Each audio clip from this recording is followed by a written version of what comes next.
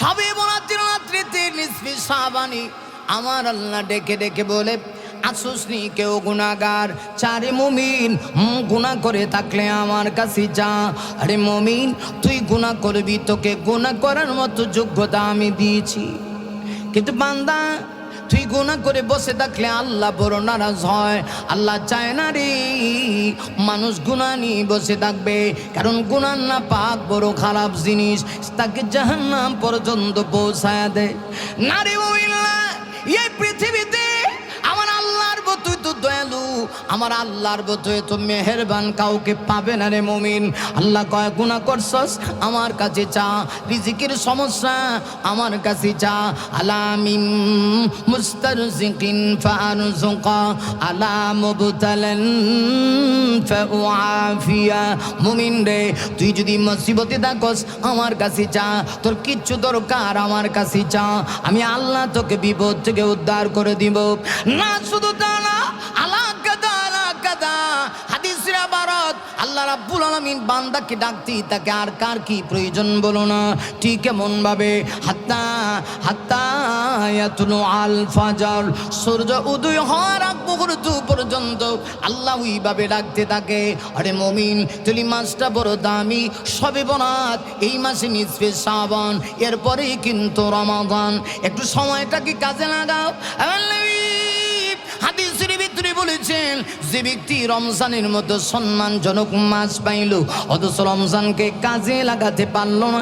একটি হাদিসে আসছে, যে হাদিসের নাম হাদিসে মিম্বর, মানে হাদিসটা আল্লাহ নবীজি মিম্বরে বসে বর্ণনা করেছে। নবীজি রমজান মাস আগন্তুক, আমার নবী খুতবা দেওয়ার জন্য মিম্বরে বসছেন।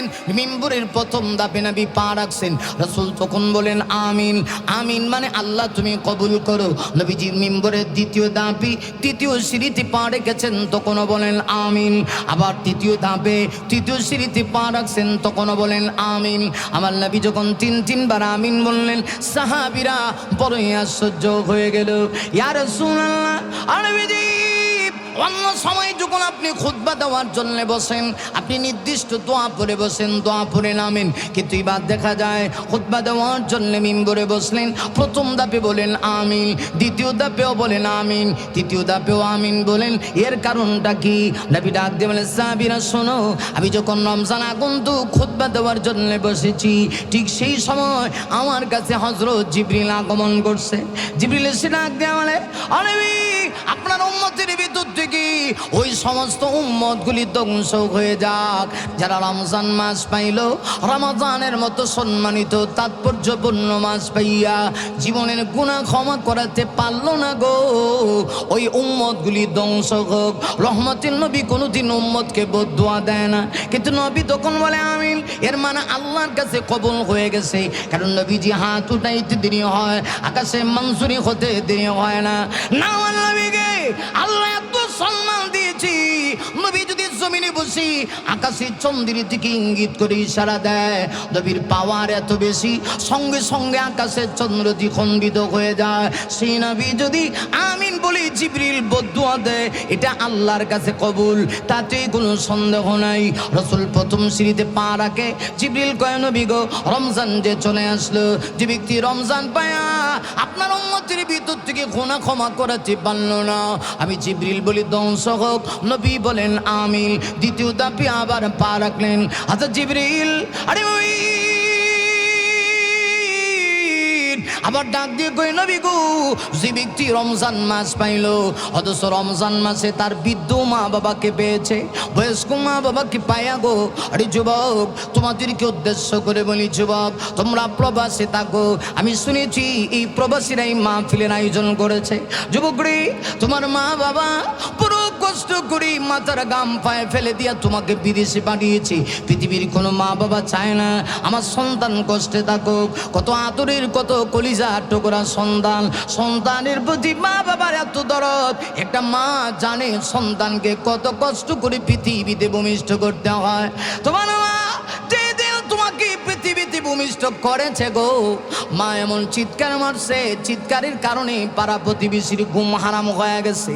এই জন্য মা বাবার সন্তানের প্রতি দয়া মায়া, কিন্তু তুমি যদি তোমার মা বাবার প্রতি রহম না করো, হযরত জিবরিল কয় নবী গো, নবী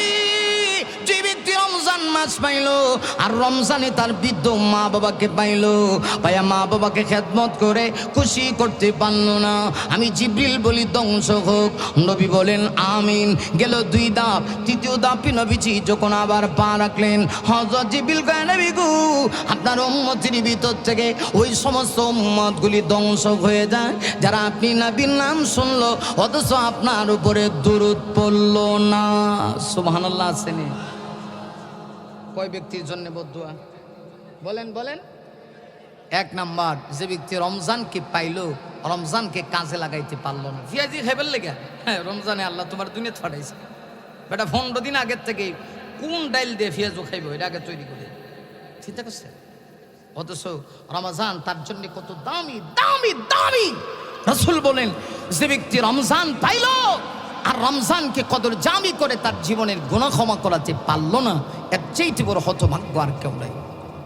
আমি আপনাদের কাছে জানতে চাই, আমরা যারা আছি বুকে হাত দিয়ে কথা বলতে পারবো না এই বছরের রমজান আমাদের কপালে আছে কিনা বলতে পারি না। নবীজি রমজানের জন্য দোয়া করতেন, আল্লাহুম্মা বারিক লানা ফি রজব ওয়া শাবান। এটা সহিহ হাদিস। নবীজি দোয়া করতেন, রব আপনি রজবে শাবানে বরকত বাড়ায়া দেন। সুবহানাল্লাহ। বাইক গিয়ে কইবেন নবীজি দোয়া করতেন রজবে শাবানে। রজব তো চলে গেছে, এবার দোয়া করবেন আল্লাহুম্মা বারিক লানা ফি শাবান, আল্লাহ শাবানে আপনি আমাদের বরকত বাড়ায়া দেন।